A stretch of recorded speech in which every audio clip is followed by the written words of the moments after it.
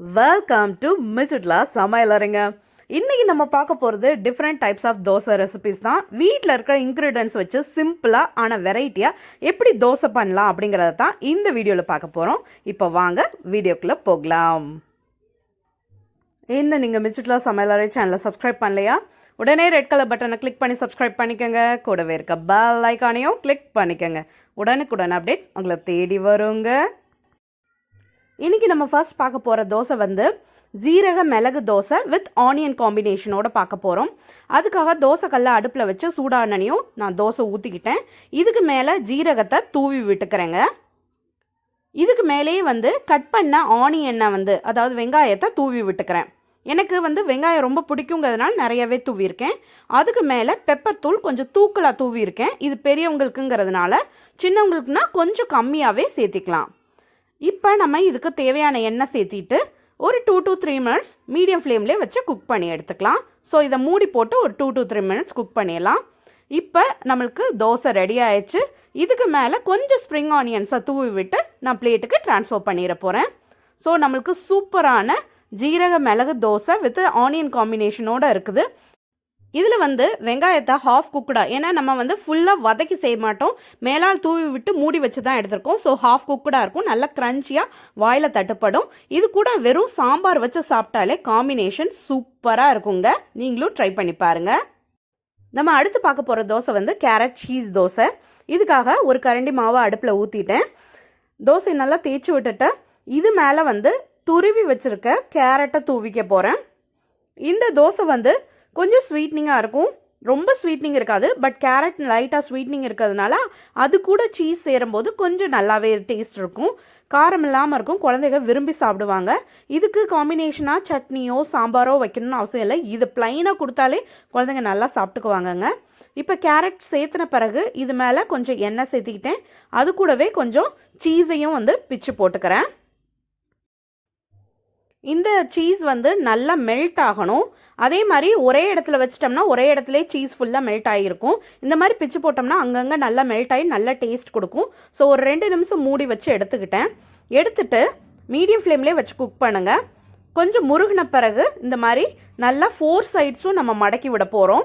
மடக்கி விட்டுட்டு திருப்பி விட போகிறோம். எதுக்காகனா சீஸ் வந்து நல்லா மெல்ட் ஆனது மேலே தான் இருக்குது இல்லையா, அதனால் இப்படி ஃபோல்டு பண்ணிவிட்டு திருப்பி போடும்போது எல்லா பக்கமும் ஸ்ப்ரெட் ஆகும். ஸோ வந்து தோசை டேஸ்ட்டாக இருக்கும். நம்மளோட சூப்பரான சீஸ் தோசை ரெடி ஆயிடுச்சு. அடுத்து நம்ம பார்க்க போகிறது முட்டை தோசை. அதுக்காக ஒரு கரண்டி மாவு எடுத்து தோசை ஊற்றிக்கிட்டேன். இப்போ இதுக்கு மேலே நான் ஒரு முட்டையை உடச்சி ஊற்றிக்க போகிறேன். முட்டையை அதே மாதிரி அதே இடத்துல விட்டுட்டிங்கன்னா அப்படி நடுவில் மட்டும்தான் முட்டை இருக்கும். ஸோ நம்ம முட்டை தோசையில் வந்து எல்லா பக்கமும் முட்டை படும்படி நல்லா இந்த கரண்டியை வச்சு தேய்ச்சி விட்டுக்கோங்க. ஸ்ப்ரெட் பண்ணி விட்டுருங்க. தோசை ஃபுல்லாகவே என்டையராக ஸ்ப்ரெட் பண்ணி விட்டுருங்க. நம்ம மாவு மேலே முட்டை சேர்த்திருக்கோம் இல்லையா, அதனால் கொஞ்சமாக உப்பு சேர்த்திக்கலாம். 1 to 2 பிஞ்ச் அளவுக்கு உப்பு சேர்த்திடலாம். சேர்த்திட்டு இது மேலே தேவையான அளவு பெப்பர் தூள் சேர்த்திடலாங்க. சேர்த்திட்டு தேவையான அளவு எண்ணெய் சேர்த்திக்கலாம். எண்ணெய் சேர்த்திட்டு 1 சைடு குக் ஆகிற வரைக்கும் வெயிட் பண்ணிவிட்டு இப்போ வந்து நம்ம தோசையை திருப்பி போட்டுடலாம்.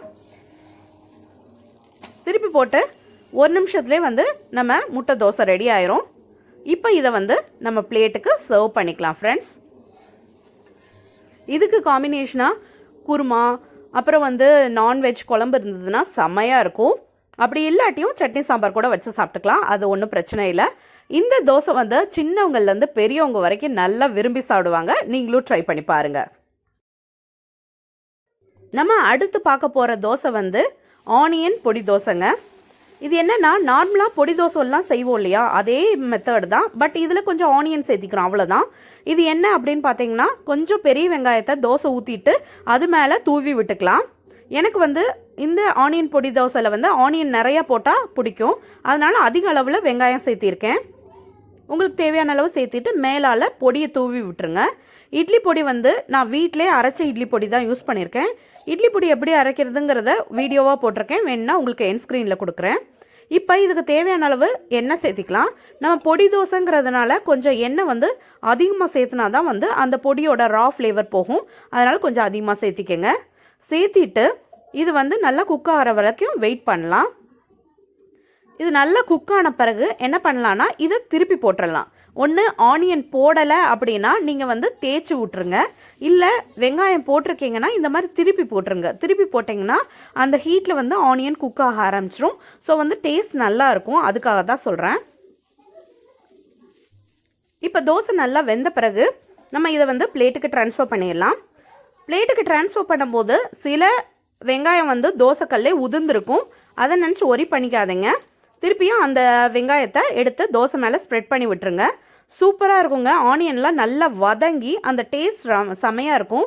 இதுக்கு காம்பினேஷனாக வெறும் சட்னியோ சாம்பாரோ இருந்தாலே போதும், செமையாக இருக்கும். நீங்களும் ட்ரை பண்ணி பாருங்கள். அடுத்து நம்ம பார்க்க போகிறது மசால் தோசை. அதுக்காக ஃபஸ்ட்டு மசால் ரெடி பண்ணிக்கலாம். கடாய் ஒன்று அடுப்பில் வச்சுட்டு அதில் தேவையான அளவு எண்ணெய் சேர்த்திட்டேன். எண்ணெய் நல்லா ஹீட் ஆன பிறகு ஒரு பச்சை மிளகாயை சின்ன சின்னதாக பொடியாக நறுக்கி சேர்த்தியாச்சு. அதுக்கப்புறம் ஒரு துண்டு இஞ்சியை வந்து நல்லா துருவி சேர்த்திக்கிறேன். இது கூடவே வந்து ஒரு 2லேருந்து 3 பல் சின்ன பூண்டாக இருந்ததுன்னா 3 பல் வரைக்கும் போட்டுக்கலாம். அதையும் துருவி சேர்த்தியாச்சு. இப்போ இதை நல்லா வதக்கி விட்டுருங்க. ஒரு 1 நிமிஷம் வரைக்கும் நல்லா வதக்கிக்கங்க. அப்போ தான் இதோட பச்சை வாசனை போயிடும். 1 நிமிஷம் கழித்து காஞ்ச பட்டாணியாக ஊற வச்சு அதை வேக வச்சு எடுத்துக்கிட்டேன். அதையும் சேர்த்திக்கிறேன். சேர்த்திட்டு இதை வந்து லைட்டாக நல்லா வதக்கி விட்டுருங்க.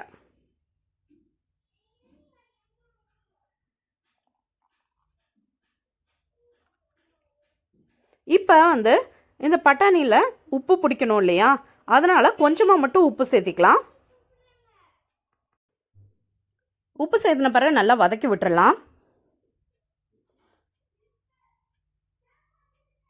இதுக்கப்புறம் வந்து இது கூட கொஞ்சம் மஞ்சள் தூள் சேர்த்துக்கலாம். 1/2 டீஸ்பூன் அளவுக்கு மஞ்சள் தூள், 1/2 டீஸ்பூன் வந்து மிளகாய் தூள் சேர்த்திட்டு இதையும் நல்லா கலந்து விட்டு வதக்கி விட்டுருங்க.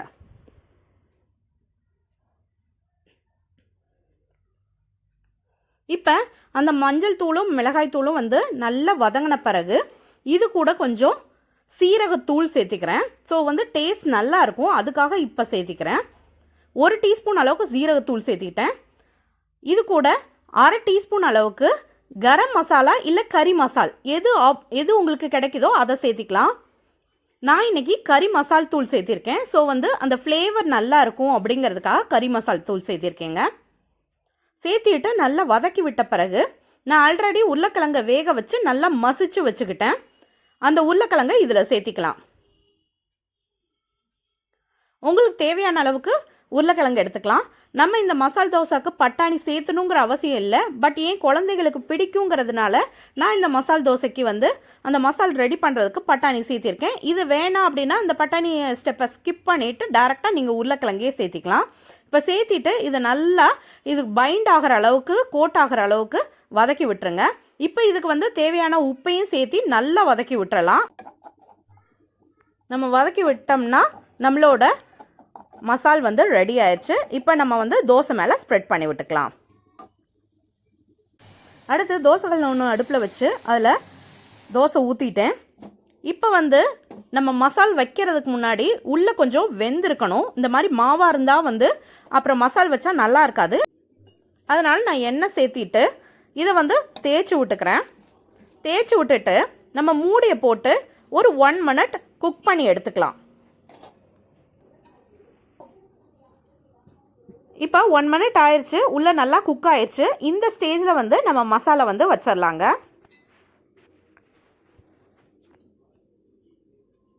தேவையான அளவுக்கு மசாலா வந்து தோசையோட நடுவில் வச்சிட்றோம்.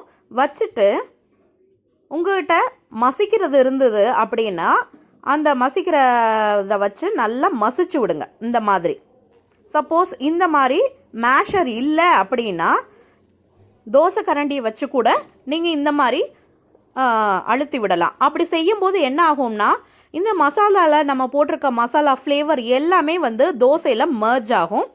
தோசையோட ஃபுல்லாக வைக்க வேண்டாம், சென்டர் பார்ட் மட்டும் வச்சுட்டு மூடி போட்டு கவர் பண்ணிடலாம். ஒரு 1/2 மினிட் போதும். ஓப்பன் பண்ணிடுங்க. நம்மளோட சூடான மசால் தோசை ரெடி ஆயிடுச்சு. இப்போ இதை என்ன பண்ணலான்னா நம்ம வந்து ஃபோல்ட் பண்ணி விட்டுறலாம்.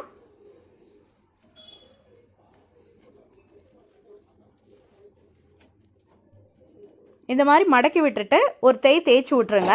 லைட்டாக ப்ரெஸ் கொடுங்க. ப்ரெஸ் பண்ணிவிட்டு அழுங்காமல் இதை வந்து நம்ம பிளேட்டுக்கு ட்ரான்ஸ்ஃபர் பண்ணிடலாம் ஃப்ரெண்ட்ஸ். நம்மளோட சூப்பரான மசால் தோசை ரெடி. நான் இன்றைக்கி சூடாக இந்த மசால் தோசையை டேஸ்ட் பண்ண போகிறேன். இதே மாதிரி நீங்களும் ட்ரை பண்ணி பாருங்கள். நம்ம கடைசியாக பார்க்க போகிற தோசை வந்து மல்டி வெஜிடபிள் தோசை. இதுவும் ரொம்ப சிம்பிளான தோசை தான் ஃப்ரெண்ட்ஸ். என்னென்னு பார்த்தீங்கன்னா, தோசைக்கல் அடுப்பில் வச்சு ஒரு கரண்டி மாவு எடுத்து தோசை ஊற்றிட்டேன். இப்போ இது மேலே நம்ம ஆல்ரெடி யூஸ் பண்ண அதே இன்க்ரீடியன்ஸ் தான், ஸ்லைட் டிஃப்ரென்ஸ் தான் இருக்கும், வேறு ஒன்றும் சேஞ்ச் இல்லை. ஆனியன், அதாவது வெங்காயம் கட் பண்ணி வச்சுருக்கதை இது மேலே தூவி விட்டுறேன். எவ்வளோ வேணுமோ அந்த அளவுக்கு வெங்காயத்தை தூவி விட்டுருங்க. அது மேலேயே கேரட்டையும் தூவி விட்டுருங்க. சப்போஸ் உங்களுக்கு வந்து முட்டைக்கோஸ் பிடிக்கும்னா பொடியை துருவி பச்சையாக சாப்பிடுவீங்கன்னா இது மேலே தூவி விட்டுக்கலாம். தூவி விட்டு இது மேலே நான் இன்றைக்கி வந்து கொஞ்சம் ஸ்ப்ரிங் ஆனியன்ஸ் வந்து சேர்த்திக்க போகிறேன். எங்கள் வீட்டில் ஸ்ப்ரிங் ஆனியன்ஸ் இருக்குங்கிறதுனால நான் சேர்த்திருக்கேன். இல்லை அப்படிங்கிறவங்க கொத்தமல்லியை கூட பொடியை நறுக்கி சேர்த்திக்கலாம். இல்லை அப்படின்னா கருவேப்பிலையும் சேர்த்திக்கலாம். அதுவும் உங்கள் ஆப்ஷன் தான் ஃப்ரெண்ட்ஸ். இதுக்கு மேலே வந்து மிளகுத்தூள் இல்லை ஜீரகத்தூள் சேர்த்தினோம்னா ரொம்ப டேஸ்ட் நல்லாயிருக்கும். நான் இன்றைக்கி மிளகுத்தூள் சேர்த்திருக்கேன். தேவையான அளவு உங்களுக்கு தகுந்த மாதிரி நீங்கள் சேர்த்திக்கங்க. சேர்த்திட்டு நம்ம வந்து ஒரு பிஞ்ச் அளவுக்கு உப்பு சேர்த்திக்க போகிறோம். ஏன்னா வெங்காயம் இந்த கேரட் எல்லாம் சேர்த்திருக்கிறதுனால ஒரு பிஞ்ச் உப்பு சேர்த்துனீங்கன்னா ரொம்ப நல்லா இருக்கும். பிடிக்கலங்கிறவங்க உப்பை ஸ்கிப் பண்ணிடலாம். ஸ்கிப் பண்ணிவிட்டு தேவையான அளவு எண்ணெய் சேர்த்திட்டு இப்போ இதை வந்து நம்ம மூடி வச்சு எடுக்க போகிறோம். இப்போ வெந்துருச்சு, நம்ம ஓப்பன் பண்ணிக்கலாம். ஓப்பன் பண்ணிவிட்டு நம்ம பிளேட்டுக்கு சர்வ் பண்ணிட்டோம்னா நம்மளோட மல்டி வெஜிடபிள் தோசை சூப்பராக ரெடி ஆயிடுச்சு. இது ஆப்ஷனலாக தான் நான் இந்த வெஜிடபிள்ஸ் சொன்னேன். இதுக்கு பதிலாக உங்களுக்கு வேறு வெஜிடபிள்ஸ் பிடிச்சாலும் நீங்கள் வந்து சேர்த்தி செஞ்சுக்கலாங்க. இந்த மல்டி வெஜிடபிள் தோசைக்கு வந்து சாம்பார் காம்பினேஷன் வந்து எனக்கு ரொம்ப பிடிக்கும். உங்களுக்கு என்னங்கிறத கமெண்ட்டில் மென்ஷன் பண்ணுங்கள். அண்ட் இந்த தோசைக்கு இந்த வெஜிடபிள்ஸ் தான் போடணுங்கிற ஆப்ஷன் கிடையாது. நான் ஆல்ரெடி சொன்ன மாதிரி உங்கள் ஆப்ஷன் தான். உங்களுக்கு என்னென்ன பிடிக்குமோ அதையும் ஸ்ப்ரிங்கிள் பண்ணி விட்டு நீங்கள் இந்த தோசையை வந்து ஹாட்டாக சர்வ் பண்ணுங்கள். ரொம்பவே நல்லாயிருக்கும். இந்த வீடியோ உங்களுக்கு பிடிச்சிருக்கும்னு நினைக்கிறேன். இந்த வீடியோ பிடிச்சிருந்தா என் வீடியோவை லைக் பண்ணுங்கள், ஷேர் பண்ணுங்கள், கமெண்ட் பண்ணுங்கள். என் சேனலுக்கு நீங்கள் புதுசாக இருந்தால் என் சேனலை சப்ஸ்கிரைப் பண்ணிக்கோங்க. கூடவே இருக்க பெல் ஐகானை மறந்துடாமல் கிளிக் பண்ணிக்கோங்க. இன்னொரு வீடியோவில் பார்க்கலாங்க. Until I meet, it's signing off from Michutla. Thank you. Bye.